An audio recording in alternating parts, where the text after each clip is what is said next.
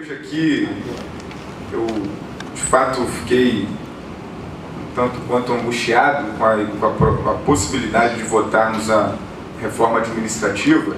De fato, uma reforma que a gente acredita que é necessária que seja feita, mas não pode ser de uma maneira atropelada, verticalizada, sem esgotar os debates que precisam ser feitos.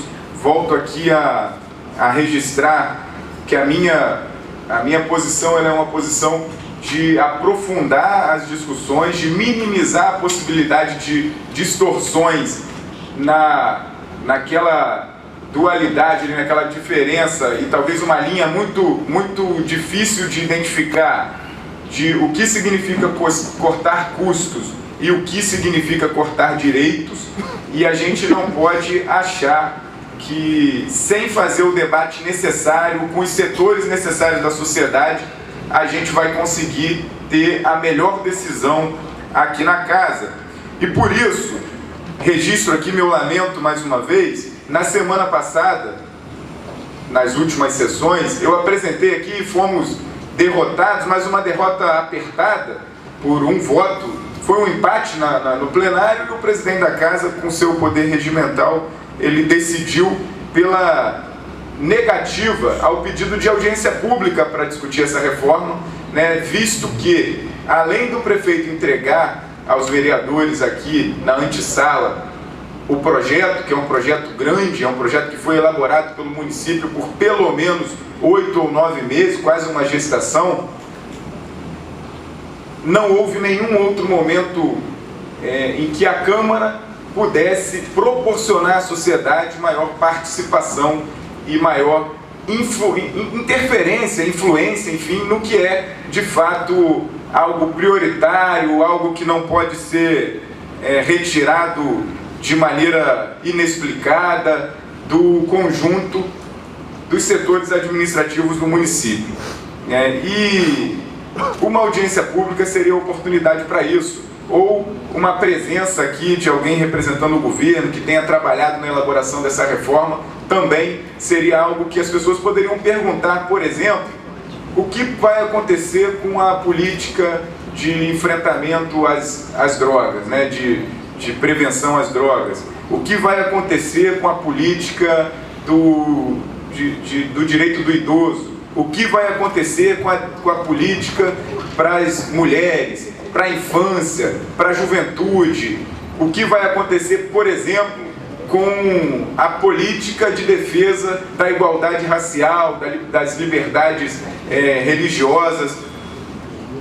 Porque se a gente for fazer aqui uma análise de cada uma dessas, para não dizer várias outras políticas que a reforma não deixa clara para todos nós, a gente vai levar aqui vários tempos de 10 minutos para poder levar em consideração essas coisas. E eu queria destacar aqui a Subsecretaria da Mulher, que é um espaço que foi uma conquista histórica dos movimentos de mulheres, não só em Macaé, mas em vários estados e no Brasil, vários municípios, vários estados e no Brasil. Foi um processo de conquista, de organização das mulheres, de luta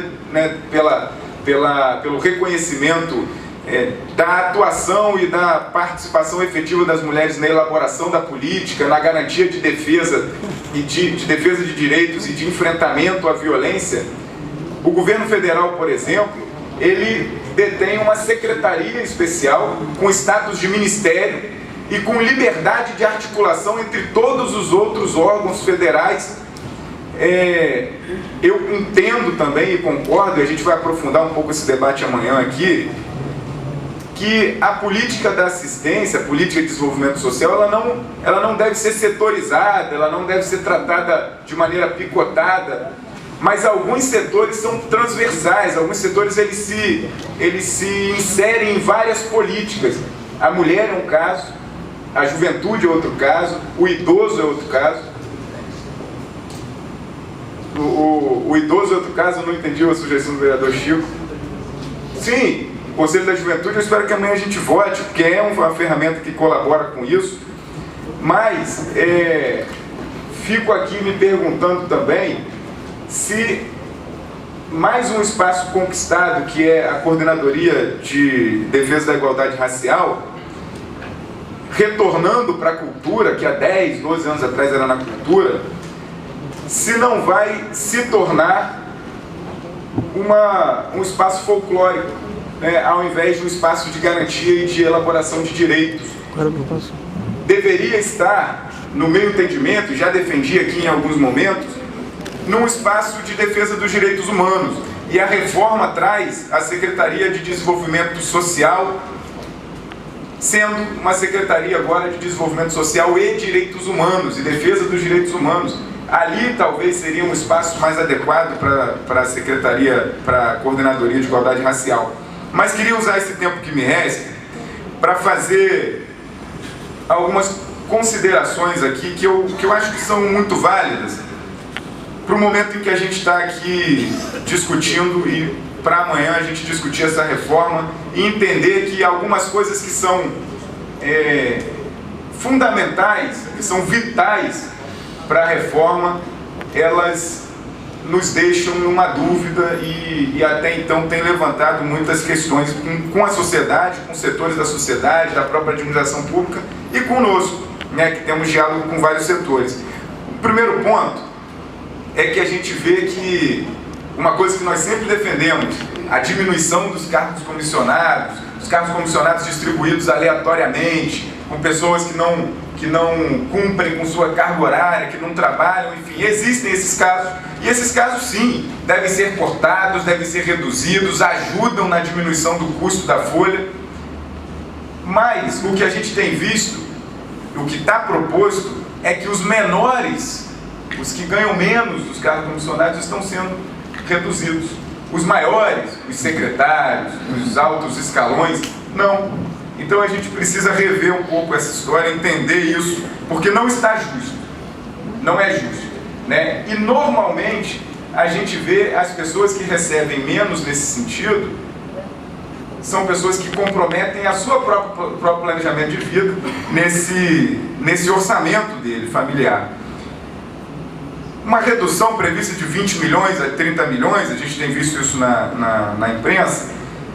Eu queria trazer um outro debate.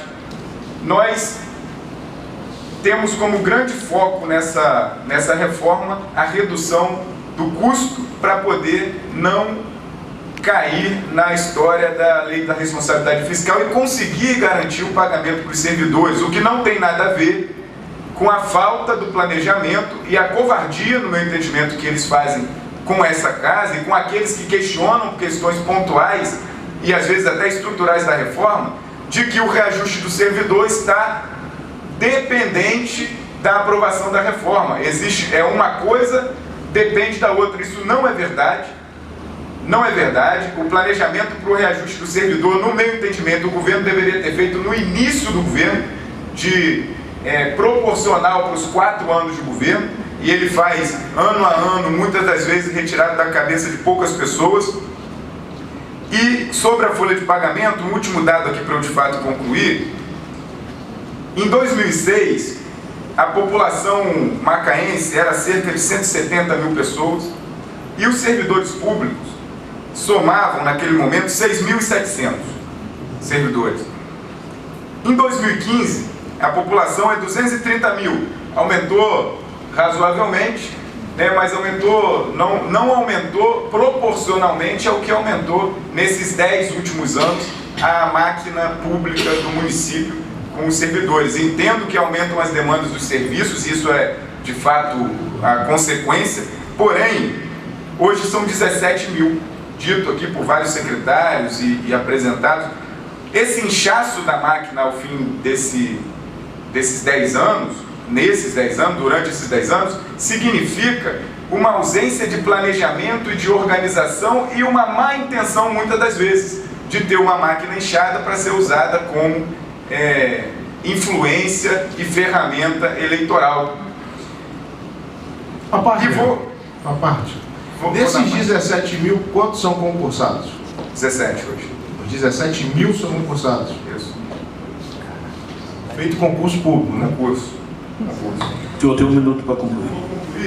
Dizendo que mais um ponto que me angustia e me traz a questionar a reforma, que eu esperava, de fato, que chegasse no conjunto das várias propostas de lei que são apresentadas aqui, alguma que mexesse nas regras das incorporações, alguma que tratasse as incorporações como um direito do servidor, mas que fosse justo, que fosse transparente, que garantisse de fato a valorização daquele que trabalha, desempenha suas funções corretamente, sobe de nível, mas não, nada disso foi tratado. E pior, nós não conseguimos ver, já que a reforma foi apresentada como a grande saída para a economia e para a superação da crise, as incorporações, que são algo denunciado pelos próprios servidores e pela própria sociedade durante muito tempo e que garantem super salários injustos, inclusive nas aposentadorias de alguns que não merecem.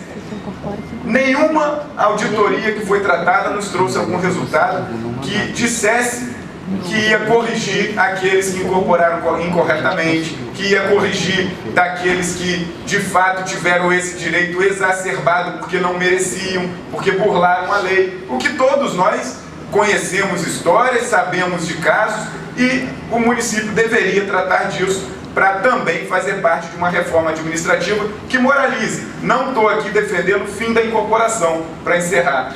Estou defendendo que a incorporação deveria fazer parte, a política de incorporação deveria fazer parte do conjunto de propostas para a reforma administrativa, que seja escalonado. Os salários maiores incorporam menos, os salários menores incorporam mais, até para tentar fazer uma justiça, ganha muito, e uma ampla maioria que recebe salários menores. Então eu espero, presidente, que não hajam distorções nessa discussão mais. Amanhã a gente vota aqui a reforma com todas as questões que vão ser debatidas, mas com a urgência aprovada por essa casa por unanimidade.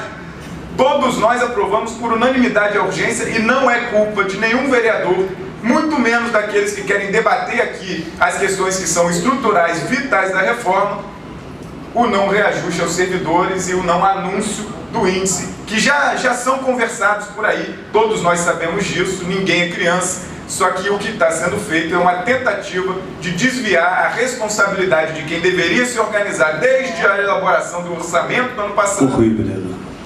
Quem deveria se organizar desde a elaboração do orçamento do ano passado, agora está transferindo a responsabilidade porque não conseguiu apresentar uma proposta razoável ao sindicato. Então eu quero aqui me solidarizar para concluir a proposta do sindicato. Eu espero que o governo chegue ao mais próximo possível do que o sindicato está reivindicando. Muito obrigado.